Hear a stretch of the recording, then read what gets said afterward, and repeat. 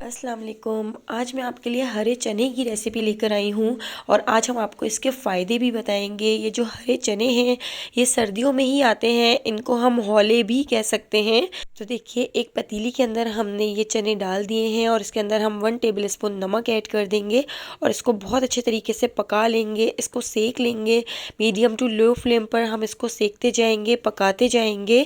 तो देखिए, हमारे जो चने हैं वो बहुत अच्छे तरीके से पक जाएंगे और बहुत अच्छे तरीके से सिक जाएंगे। ये चने बहुत ही ज़्यादा फ़ायदेमंद हैं, दिमाग के लिए बहुत फ़ायदेमंद हैं, वज़न को कम करने में बहुत ही ज़्यादा अहम किरदार अदा करते हैं, जिस्म से जहरीले मादे को बिल्कुल ख़त्म कर देते हैं। सर्दियों में भूख बहुत लगती है तो आप एक मुट्ठी ये चने खा लें तो आपकी भूख भी बिल्कुल कम हो जाएगी। तो यहाँ पर देखिए हमारे चने कितने अच्छे तरीके से सिक रहे हैं। तो बस इसी तरीके से मीडियम टू लो फ्लेम पर हम इसको 20 से 25 मिनट सेकते जाएंगे, चमचा चलाते जाएंगे। आप देखिए इसमें मॉइस्चर भी आ गया है।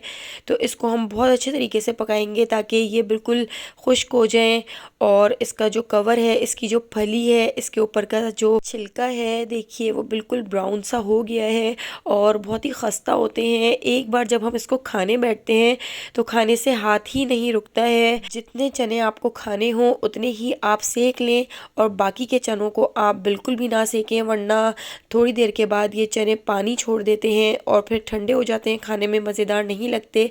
तो गरम गरम आप इन चनों को ज़रूर बनाएं और ज़रूर खाएं, घर में बच्चों को भी खिलाएं। बहुत ही ज़्यादा फ़ायदेमंद चने हैं।